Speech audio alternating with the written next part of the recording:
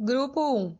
Psicologia social comunitária como educação política, resistência e afirmações no cotidiano, por Maria de Fátima Quintal de Freitas. Um dos maiores desafios das práticas comunitárias no contexto educacional é garantir o compromisso no envolvimento das partes, atores sociais, nas redes de convivência cotidiana.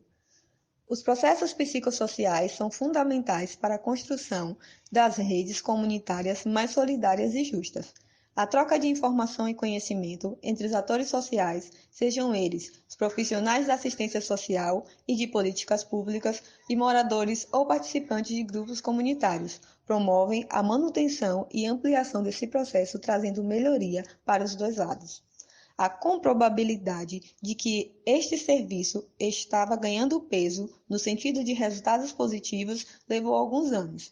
A partir da década de 1960, na América Latina, foi possível perceber que os processos psicossociais decisivos estavam diretamente relacionados à participação e conscientização. Quando se fala em resultados positivos neste processo, refere-se ao empoderar-se como cidadãos de seus direitos e deveres, conhecendo seus papéis sociais e as ferramentas. Qual o objetivo e o quanto é efetivo? Todo este trabalho social, com finalidade de mudança e melhoria, avalia a relação indivíduo-comunidade e as possibilidades de desenvolvimento, mas também investiga com olhar especial e dinâmico quais são as barreiras estabelecidas no percurso que impedem ou atrasam o resultado esperado. Quando há um empenho de ambas as partes, o produto é sempre positivo e transformador. Uma parceria que promove aos envolvidos se reafirmarem enquanto sociedade, trabalhando suas relações cotidiano, crenças e práticas construídas dentro da intervenção. Interferências promovem o vida cotidiana e contextos de globalização.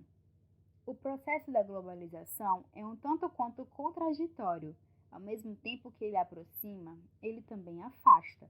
E com isso não é um modelo ideal de justiça, e é aí que surgem as desigualdades e as diferentes relações de exclusão. Diante disso, podemos observar dois fenômenos sobre as diferentes práticas acontecidas em contextos comunitários e também educacionais.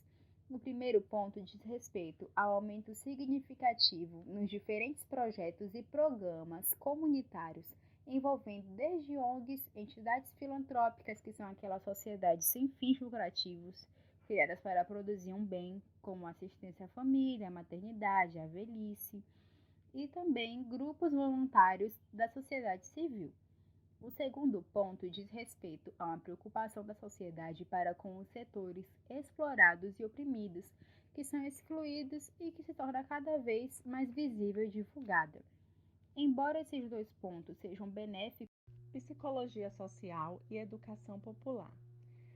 Quando a gente pensa em educação popular no Brasil, um dos nomes que vem à cabeça, né, é o Paulo Freire, pois ele, na experiência de educação popular, a pedagogia de Paulo Freire apresenta-se como uma educação libertadora. É mais que um método de alfabetização, constitui-se como uma teoria do conhecimento. Ela requer a possibilidade das pessoas escreverem e levarem a palavra escrita ao mesmo tempo em que leem sua realidade vivida, pronunciando sua palavra sobre o mundo, à medida em que atuam nele, mediante um processo de conscientização. O Paulo Freire, ele trabalhou por 17 anos no SESI e ele pode conhecer de perto a realidade de adultos trabalhadores analfabetos.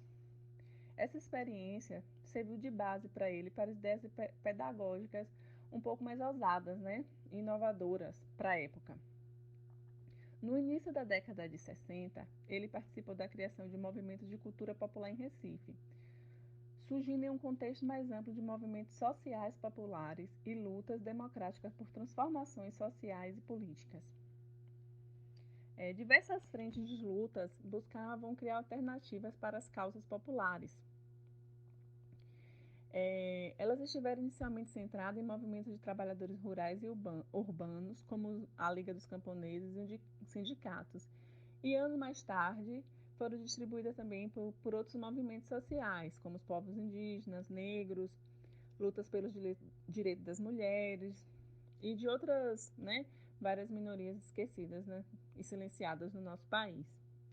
Então, assim, os trabalhos de Paulo Freire tiveram contribuições muito importantes no processo de reflexão e ação, transformando a realidade de opressão e submissão que vivia aquela sociedade, grande parte da sociedade brasileira, analfabeta. Na concepção de sociedade, Paulo Freire utiliza expressões referentes à sociedade fechada, sociedade em transição, sociedade alienada e sociedade aberta. Na sociedade fechada, ele justifica sua avaliação sobre o golpe de Estado e resgata vários momentos da história do Brasil. Na sociedade em transição, ele apresenta sua interpretação a respeito das forças políticas que disputavam poder no início da década de 60. Na sociedade alienada, ele afirma que o indivíduo se torna alienado quando imita o outro, ou seja, já não é ele mesmo e não olha para a própria realidade com critério pessoal, mas com os olhos alheios. E por último, a sociedade aberta, onde Paulo Freire aconselhava uma educação participativa, onde todos pudessem falar, uma sociedade que pertencia a uma cultura livre, e essas expressões permitiram que fossem falados sobre os tipos de consciência e educação referenciados nos tipos de sociedade. Ainda falando sobre a concepção de sociedade, Ignacio Martim Baró apresentou os modos de produção de vida e seus impactos na estrutura psíquica e de relações cotidianas. Existem interseções entre essas propostas, esses dois campos temáticos, que é o campo da educação popular, de Paulo Freire, e da psicologia social comunitária. E essas interseções se dão em relação à educação popular, em relação aos conceitos de participação e conscientização, e também quanto ao emprego de metodologias dirigidas para as práticas comunitárias. Em relação à educação popular, tem-se que, para Paulo Freire, a educação é o carro principal para as ações e processos que possibilitam essa ruptura com o processo de exploração, sendo que a alfabetização ela é responsável por possibilitar um espaço em que os educandos são reconhecidos socialmente e também é através da alfabetização que pode-se ter a possibilidade de politização sobre as condições de vida, em conjunto com a apreensão de determinantes sociohistóricos que existem nessas condições em que as pessoas vivem. Para o que é apreendido como específico do campo da psicologia social, a educação ela é um processo pedagógico que acontece nas relações e interações humanas, sendo que a alfabetização ela não é o único mediador possível para esse processo pedagógico de emancipação. Os eixos para esses processos educativos de emancipação, eles são as relações de grupo, os processos de construção de identidade e o gerenciamento das diferentes formas de poder. E nessa perspectiva ocorre o emprego de instrumentos que viabilizam o surgimento também do conhecimento popular. Em relação aos conceitos de participação e conscientização, nos dois campos tem a ênfase na praxis politizadora e libertadora.